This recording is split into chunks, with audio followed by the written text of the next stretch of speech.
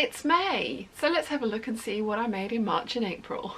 I am very behind with my lookbooks, but in March I did a total of 5 things, 2 of which were corset mock-ups and 2 of which were fails. So I decided to amalgamate March and April together to have a look at some successful things as well as the failures. So first up we have my first iteration of my Star Trek dress. Now this is a combination of red cotton sateen and a PVC stretch fabric that I got from Etsy. I love how this looks in theory, but the cotton sateen is super stiff and looks creased despite how much you iron it. I mean, I was literally ironing this every single step of the way and it still looked creased. Now I like the overall silhouette of this. It's obviously very inspired by Bianca from the Closet Historian. She uses a lot of cotton sateen in her dresses, so I just ordered one from Lady McElroy, Sherwood's. I ordered it from Sherwood's, and like, I don't really know cotton sateen all that well, so when it arrived it was just like, okay. And I appreciate that not all cotton sateen is made equal. I don't think this one was fit for purpose. I love the theory behind this dress, but not the actual finished piece that much. It looks too stiff on.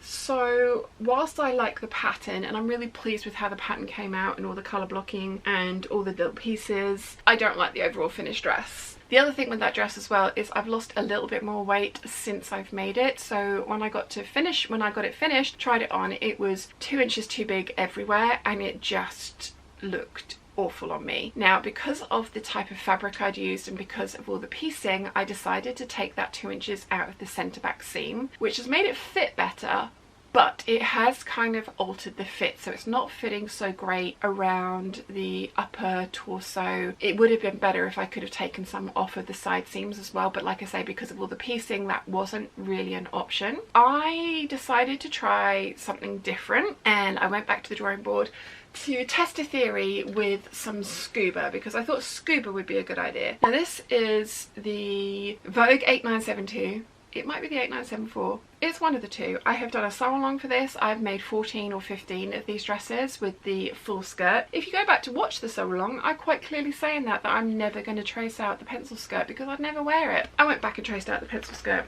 Now, in theory, again, this was to test kind of the fabric combination rather than a finished dress that I was going to wear out of the house. It was to test a theory. Neither of these fabrics were expensive. I don't like how this looks on me, but that's because I went with a generic pattern and didn't use my blocks. Having spent all that time making my blocks, I didn't use them, which was silly, but it was, like I say, testing a theory. So whilst I don't like this dress because I don't think it fits as well as it should, it needs to come in way more at the waist. I actually think it needs to be pegged a little bit more to be flattering over because it stops right at my biggest point and then kind of strangely kind of drapes from there, or doesn't drape, which is kind of looking a little bit odd. In theory this was a good one, but in practice I don't like this and I'm not going to keep this past showing you this in this video. But I do think that the combination of fabrics was much more successful. I think what I'm going to do, because I haven't given up on my Star Trek dress. We all know that red in Star Trek doesn't equal dead on arrival. Any away mission and you're wearing red, you're screwed. But I am determined to get myself a red Star Trek dress. So the next iteration I'm going for is a red ponte. One of the things that I didn't like about this one was the finish that I could achieve on the inside. I fully lined it. I hate the inside of this thing. So with ponte, I'm thinking that I will just serge everything together, but I'm still going to put a zip in and I'm still going to treat it as a woven, as it were, even though ponte has some stretch in it. A lot of the dresses patterns that I've seen, I've got a couple of Vogue patterns that call for ponte, they still have zips in them, and whilst I probably could get away with having it pull on, I think it's going to be better with a zip in it. So that's my theory for the next one. I am going to go back to having drafted that pattern, which has got 33 pieces in it. I really do like the placement of all the pattern pieces on this one. Having drafted this pattern with 33 pieces in it. As I say, it's too big for me now, so I'm going to go back to my moulage, which I think is actually now going to be my sloper. I need to try it on. I still have it back here. I've still got all of my slopers and moulages back here in calico form, so I'm going to pin it onto myself, and I have a feeling, as I say, that it's going to come out as a bodice with enough ease in it, because the moulage is supposed to be skin tight, and it was when I made it, which you can see in this video up here. But I think, as I say, like, I've lost a little bit more weight, so I think it's now going to be the building block for one with ease in it, if that makes sense. Hopefully it does. As I say, check out the video making the bodice sloper and the bodice moulage, because I go into way more detail there. So I think I might need to kind of redraft the pattern. I might get away with taking a few bits and pieces off here and there all the way around. As I said, like a little bit off the side seams, a little bit off the centre back, a little bit off the centre front, and that might take out the excess that I need it to, so I won't have to completely redraft the pattern. But I haven't given up on my Star Trek dress yet, although these two did massively knock my confidence, and as you guys know, I have massively lost my sojo over the last couple of months. Again, I've done a video about what happens, or what to do when you lose your sojo, and how you guys as an audience have all get yours back, and some of my tips and tricks for trying to reignite my sojo. So yeah, these kind of killed my creativity, to the point where I wanted to try something completely different. As you guys know, I've been banging on about making lingerie for the longest time. I really want to, and I'm still going to, give bra making and lingerie making a try, but I wanted to start with something that was technically easy, because it was literally just measuring out lengths of bra strapping and putting on sliders and O-rings, and I used the Evie Lalouve Raven harness pattern, and I created this. Now obviously I'm showing you a photo of this rather than me in this. I have tried it on, it does fit, it's completely adjustable, but there's a size range to be aware of in the pattern itself. It went together incredibly well, the instructions are really good. I have seen these floral harnesses all over Pinterest, and I really wanted to try my hand at making one. As a first lingerie project, it was very successful, because as I say, it was very easy. It looks incredibly impressive, but as long as you can read instructions and measure, then it is a very easy project. I love how this has turned out. It was a great success, and so it made me very happy. As I say, you're not going to see it on me. I'm trying to work out, like, if and when I get my corset perfected, I am going to make a black corset, and I will probably put that on over the black corset with some black leggings on, and then you guys will see it on and see what it kind of looks like in real life, as it were. But for now, I was really pleased with this. So this was a giant success, so I'm really happy. So after these two, that was nice. That was nice. And then I delved into corset making. So I have a finished corset here. I have a finished corset that I am 95% happy with. I really like it from the underbust down. I have got the hip measurement perfect. I think it fits really well there. I like the amount of reduction that this gives me. I have a 26-inch waist, and this will get me down to a 23-inch waist comfortably. I could squish more. There is a little bit of wiggle room in this one, and once it's been seasoned and worn in, possibly I could get down to a 22-inch waist. I am not striving for that though, because I want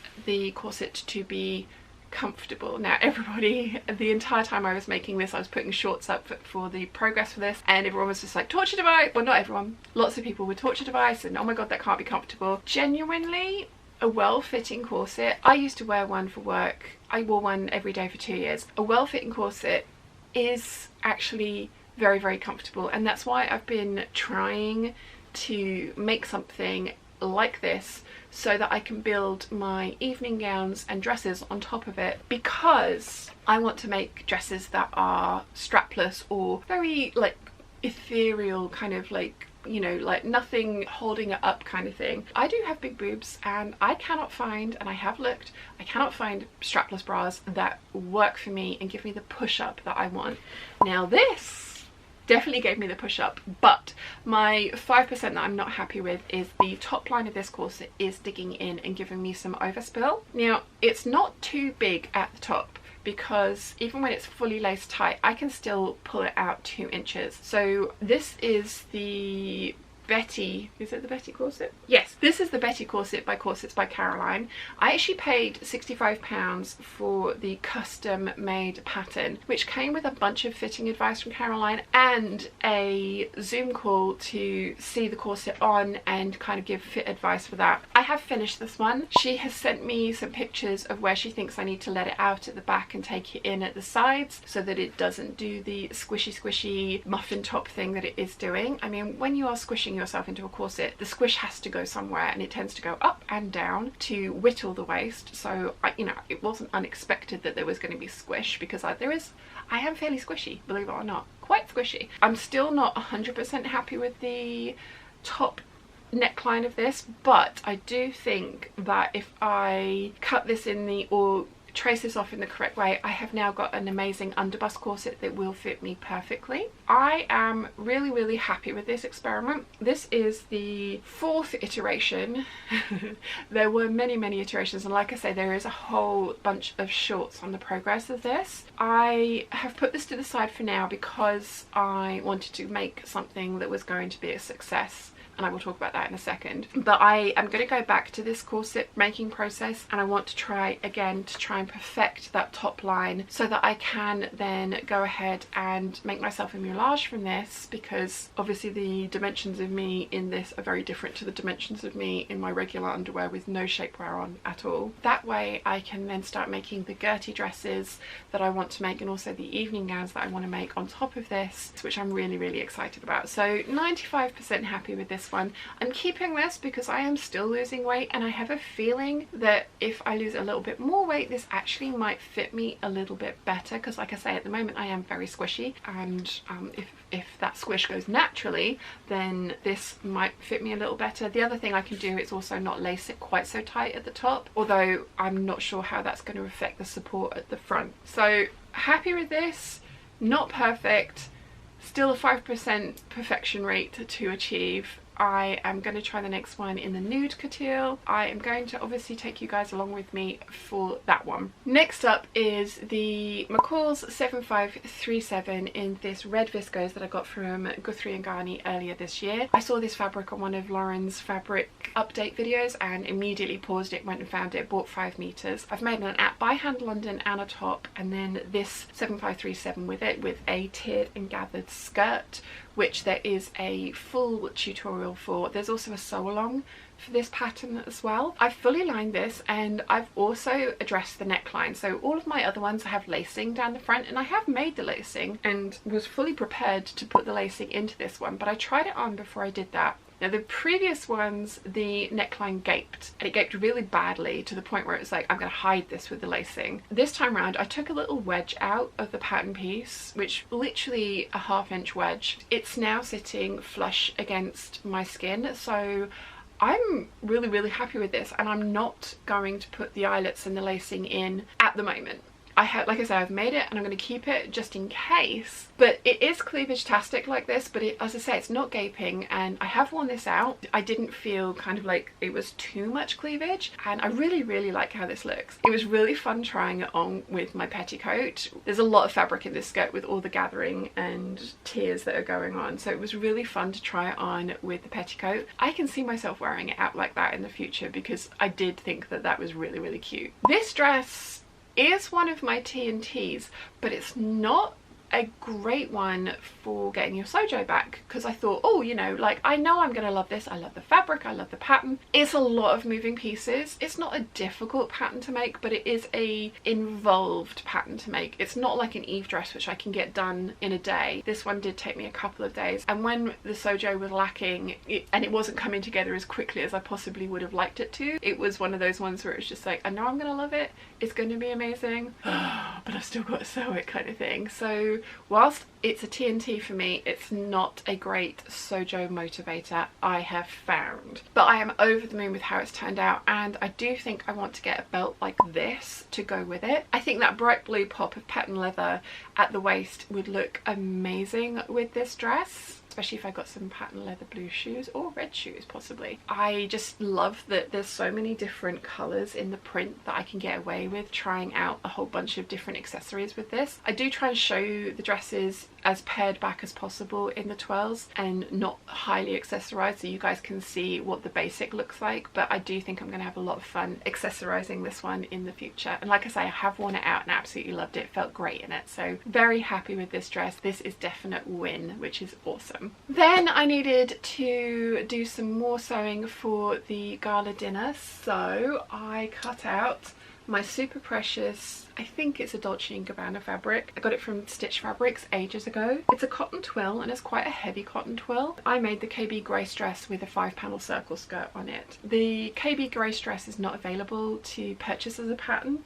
at the moment, but the By Hand London Kim dress is very similar, and there's also a Lacala dress that I recommend as well for the sweetheart neckline. I purposefully went for the rose print here. I wanted an entire rose and I didn't want it completely centered because I thought that might look a little odd, so I've purposely gone for this print placement. But for the rest of it, I was trying to be as economical with the fabric as possible. You may notice in the twirls this is not hemmed yet. I haven't leveled the hem and I haven't actually hemmed it or put the bias binding on or hand sewn it. I wore this to the gala dinner like that because I just literally ran out of time to get this properly finished, and I didn't want to rush it because it is such a beautiful fabric, something that I've been hanging on to for such a long time that I want it to be perfect. So I decided I would rather wear it as is, hem, fraying and all, rather than kind of rush the process and possibly mess up the hem and then have to hem it again and the dress gets shorter and shorter. So happy with this. Absolutely love how this has turned out. This is a great Sojo restorer. It's a TNT for me. It's a pattern I had drafted for myself 9 years ago now, maybe 10 years ago. Wow. I designed it and love it, and it takes a very small amount of fabric for the bodice. You can put a variety of skirts on it. It's really quick to make. I personally think it's very effective. I know it's cleavage-tastic. There are a lot of boobs on show with this, but I have nice boobs, so you know, I do absolutely love how this has turned out. And because it's so cleavage-tastic, I decided to make a little bolero to go over the top. This is the new look 6080. I got that right. There is a sew along for this pattern. I talk you through how I fully lined it and how to bag out the sleeve hems, because the pattern itself is an unlined pattern, which is fine, but as we all know, it's not my preference. I have massively taken this one in so that it is very fitted, to the point where I was going to put a hook and eye on it and I decided not to because I thought it might just strain a little bit, so I may adjust this pattern for the next one. I really like how this looks with that dress. There are some very minimal shoulder pads in here which help give it some structure, because whilst this is a thick fabric, it's also very drapey. I just absolutely love how this has turned out. I made absolutely no concession to the print on this one. I totally could have pattern matched everything, but I decided against it because I wanted to conserve as much fabric as possible. I didn't think I had enough fabric to properly pattern match everything, so I decided to just go for it and hope for the best. I'm really pleased with how this has come out. I think it's really pretty. I can see myself wearing this with a plain top and some flared jeans and some heels. I think that would look really cool, and I love how it looks over the dress as well. So I'm super happy with how this has turned out. I think now that I have tweaked this pattern to fit me a little better around the waist and contour the back, I can see myself making more of these because of the way that I've just said that I think I can imagine wearing this. Really pleased with this. I'm so glad that it came out as well as it did. And I do have enough of this fabric left to make a top, possibly a By Hand London Anna, sorry. Just because of the thickness of it, I don't think it's going to work for the Rita blouse, which is going to be a project coming up soon. I also have enough fabric scraps left over to make myself a D&G inspired evening bag from this fabric as well, which I may or may not wear with the dress and the jacket together. It might be a little bit much altogether, but I absolutely love how this outfit turned out, and I felt absolutely lovely in it at the gala dinner retreat, which was awesome. So a total of 10 projects over the 2 months, 2 utter fails, 4 mock-ups, and the other 4 projects I would say are definite wins. So all in all, not a bad kind of ratio. I think my Sojo is back. I have got plans for May that hopefully will continue to kind of nurture the Sojo and keep it here so that I can start tackling the more involved projects again like this. I am determined to get you right. Overall, I'm happy with everything. I think it's one of those things that when you're trying projects that are outside of your comfort zone and they don't go according to plan, or they don't turn out as well as you think they should, or what you were imagining in your head, I think it can be a little bit disheartening. But as I say, going forward, I am going to be throwing in way more TNTs in there so that the disasters are kind of counterbalanced with some absolute wins for me. So fingers crossed the Sojo shouldn't disappear for as long as it did this time round. If you've enjoyed this video, you might want to check out this one here.